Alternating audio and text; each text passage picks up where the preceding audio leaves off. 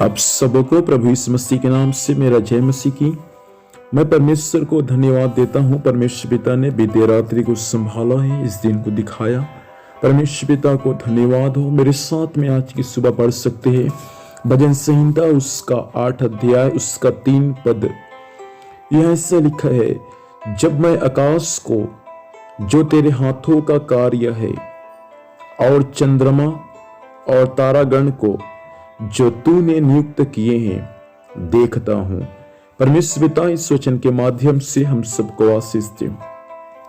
फिर यहाँ पर भजन संहिता 8 अध्याय उसका 4 पद में परमेश्वर के वचन में ऐसा लिखा है कि जब मैं आकाश को जो तेरे हाथों का कार्य है देखता हूं। इसको आकाश को जब आप अपने आंखों को उठाकर जब आकाश मंडल को देखते हैं तो उस आकाश मंडल को बनाने वाला परमेश्वर है, जिसकी आप और मैं आराधना करते हैं, जिसकी आप और मैं प्रशंसा करते हैं। प्रियो लिखा है, जब मैं आकाश को जो तेरे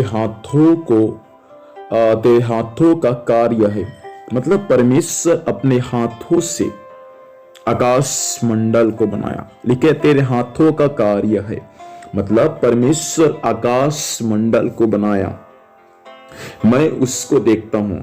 जब आप आकाश मंडल को देखते हैं तब आपको मालूम चलता है कि परमेश्वर कितना महान है प्रियो, जो आकाश मंडल को बनाया।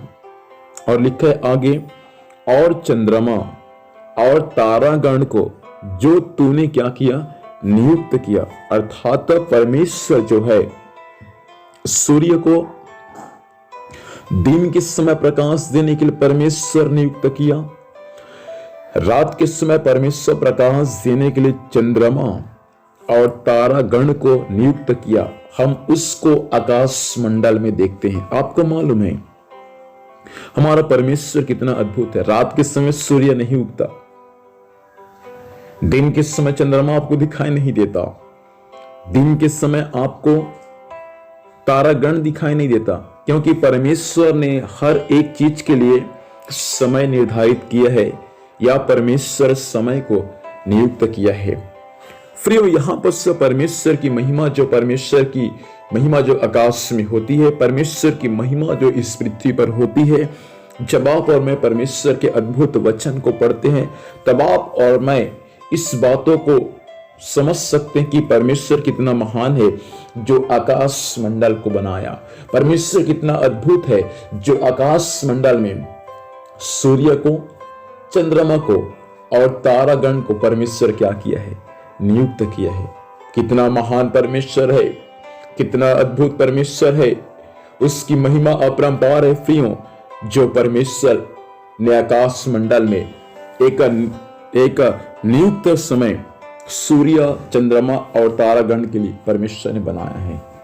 इसलिए वो सब कुछ, सूर्य भी अपने समय पर इस पृथ्वी को रोशनी करेगा, चंद्रमा और तारागण भी पृथ्वी को रोशनी करेगा अपने नियुक्त समय पर, समय से पहले नहीं। इसलिए प्रभु आपके लिए भी नियुक्त समय रखा है। नियुक्त समय में भी आप उदय हो जाएंगे। नियुक्त समय में भी परमेश्वर आपके कलीसिया को उदय कर देगा। आपके कलीसिया भी भोर के चमकता हुआ तारा के समान दूसरों को प्रकाश देंगे। दूसरे लोग भी उस तारे के समान आपके पास में, आप जब चमकेंगे तो दूसरे लोग भी आपको देखकर आपके पास में वापस आपके पास में आ जाएंगे। यीशु मसीह भोर का तारा, इसलिए तो यीशु मसीह का जब जन्म हुआ तो लोग उस तारा को देखकर यीशु मसीह के पास में गए।